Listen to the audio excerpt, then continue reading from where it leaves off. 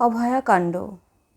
দীর্ঘদিন ধরে আমরা অপেক্ষায় বসে আছি, প্রতীক্ষায় বসে আছি, বিচারের অপেক্ষায়। সবাই বেশ দমবন্ধ পরিবেশের মধ্যে দিয়ে যাচ্ছি, তবুও বিচার পাচ্ছি না। এই পরিস্থিতিতে একজন সাধারণ মা হিসাবে মহামান্য বিচারপতির কাছে আমার একটা ছোট্ট চিঠি।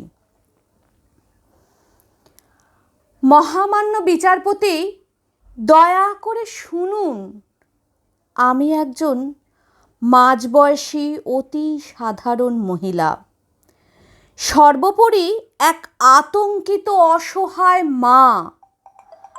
আমার বাড়িতে আমার অষ্টাদশী কন্যা তার স্বপ্ন উড়ানের প্রস্তুতিতে ব্যস্ত, কিন্তু আরজি করের এই ন্যক্কারজনক ঘটনা আমাকে এতটাই উদ্বিগ্ন করে তুলেছে যে আমি আমার মেয়ের চোখের দিকে তাকিয়ে কথা বলতে পারছি না।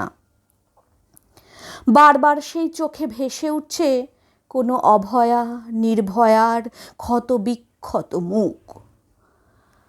আমার সন্তানকে বুকে জড়িয়ে ধরলে নিভে যাওয়া স্বপ্নদ্বীপের আর্তনাদ শুনতে পাচ্ছি। আয়নার সামনে দাঁড়ালে লজ্জিত বোধ করছি আমি। আমার অতি যত্নে বড় করা সন্তানের জন্য কি সমাজ গড়ে তুলেছি আমরা। ৭৮ বছরের স্বাধীনতা উদযাপন করতে গিয়ে বারবার একই কথা মনের দরজায় করাঘাত করছে। কোন সমাজ রেখে যাচ্ছি আমার সন্তানের জন্য?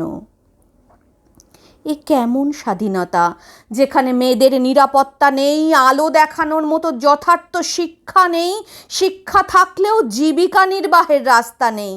এ কেমন নৈরাজ্যের স্বাধীনতা? ভাবলে শিউরে উঠতে হয়।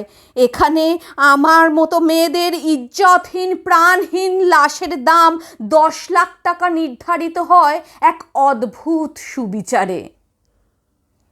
মহামান্য, আমি আমার জন্মাবধি কোনো রাজনীতি করিনি। রাজনৈতিক পরিভাষা আমার জ্ঞানের বাইরে। আপনার কাছে শুধু আমার স্বনির্বন্ধ অনুরোধ, আপনি দয়া করে সুবিচার করুন, অপরাধীদের যথাযথ শাস্তি দিন। তাহলে আমার মতো আরও অনেক অনেক মাই হয়তো তার সন্তানকে নিয়ে অন্তত স্বপ্নটুকু দেখার সাহস পাবেন। ভারতবর্ষের কোটি কোটি মায়ের তরফ থেকে এ আমার এক আকুল আবেদন। দয়া করে সুবিচার করুন, অন্তত যাতে আমরা আমাদের সন্তানের চোখের দিকে তাকিয়ে স্বপ্ন দেখতে পারি। We want justice, we want justice for Abhaya.